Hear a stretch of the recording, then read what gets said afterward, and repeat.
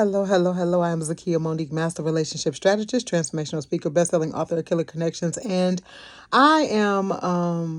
I was getting ready to head to bed, but I wanted to get this word out. So pardon me for not being at my desk, but the title of this is "It's Yours." If it's yours, it's yours. So 20 years ago, I was laid off work for the first time since I had started working full time. I got laid off in the Farmer Jack line. For those of you who don't know what Farmer Jack is, it's like a grocery store chain. It's now gone, but I got laid off in the Farmer Jack line after I worked tirelessly for this place. I didn't take vacations. I was like a workaholic. It caused problems in my relationship, everything, right? So I got laid off and I was just like, what am I going to do? I got laid off for doing the right thing. Okay. So, 6 months into the layoff, every day I had the same routine. I would get up, I would look for jobs, whatever, apply to jobs, all of this. And it just seemed like nothing came through.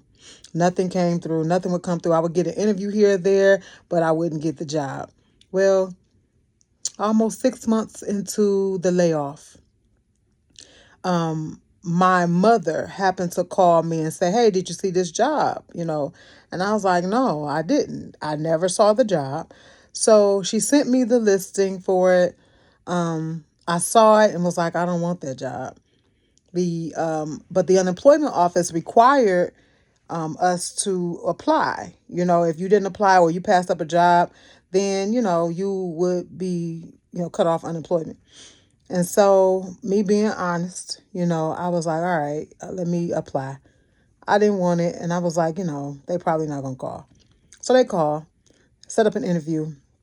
And I go into the interview. I have fire engine red hair. Okay. So everybody know, like people who know me personally know that I had colorful hair once upon a time.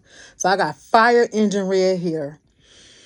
I was dressed well, but I decided that because I didn't want the job and because my background was in human resources, I knew all the things to say, what not to say, or I knew how to not get the job.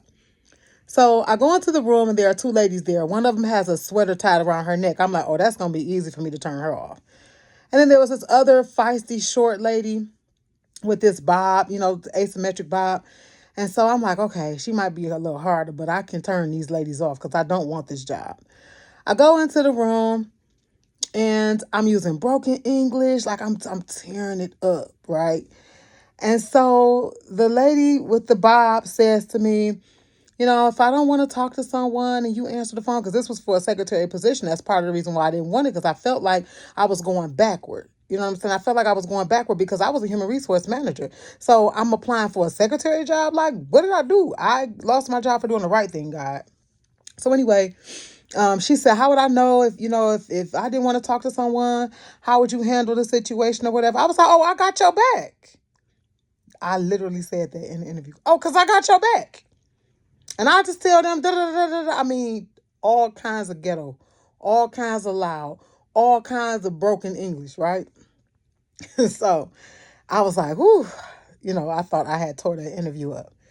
So I leave. When I get home, they called me for the job. Like they were offering me the job on my answer machine.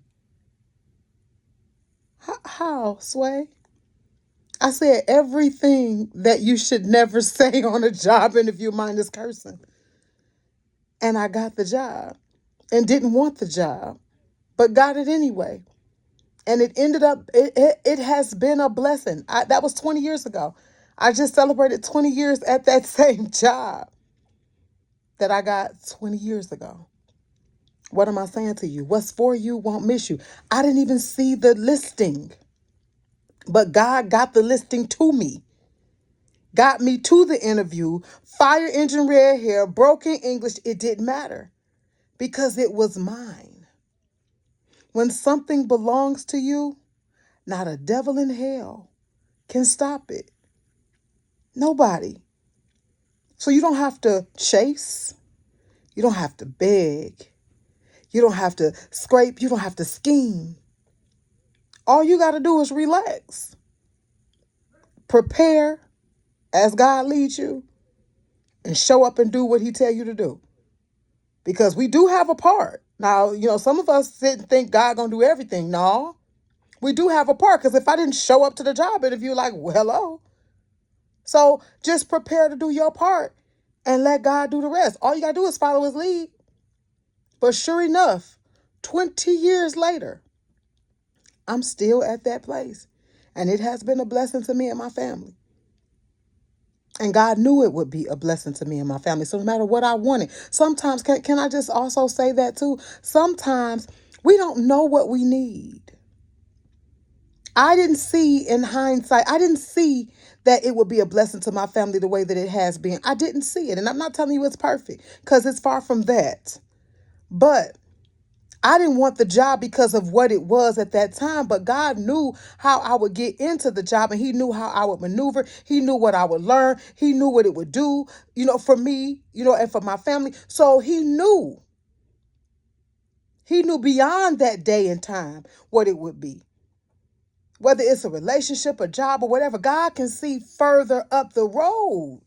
He knows exactly what we need up the road. And so sometimes you may not like what you see today, or you may not feel like, I don't want that right now. I don't want that. I don't want that, because you see it in its current form, but you don't know what that thing will become. You don't know what that person will become. You don't know. This is why we have to trust God. Is it hard? Uh-huh. Because God take you through a process, and he make you wait for stuff. And sometimes you just be like, Lord, you ever seen the fast forward button? Like, can't we hurry up? But I'm telling you, same thing for my house. My house didn't even have a for sale sign in the yard. When I came to my house, no one had been in it. The toilet paper was still on the rolls. Papers were still in the drawers.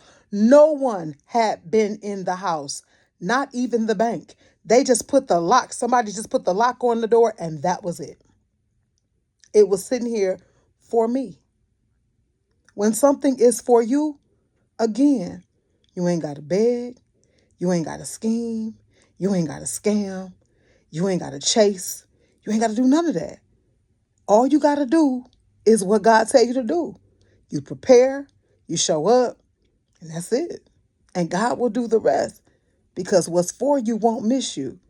And what misses you wasn't for you. And that's it. So I just thought I would let you know that today. Pardon me again for not going to the desk to do my filming, because I usually do my filming at the desk. But daylight savings time was yesterday, and everybody tired, okay? It looked like it's 16 o'clock outside, and it ain't but 7, okay? So that's why I'm about to wrap this hair up and lay down. But I just wanted to let you know that. And I love y'all so very much. I hope this blesses you. If it does, share it. Help me get the word out. But I hope this blesses you. Please share. Please share. Please share. And I love you guys so very much. And I want you to have a great day. And remember, what's yours, you ain't got to chase. Just prepare. I love you. Have a good one.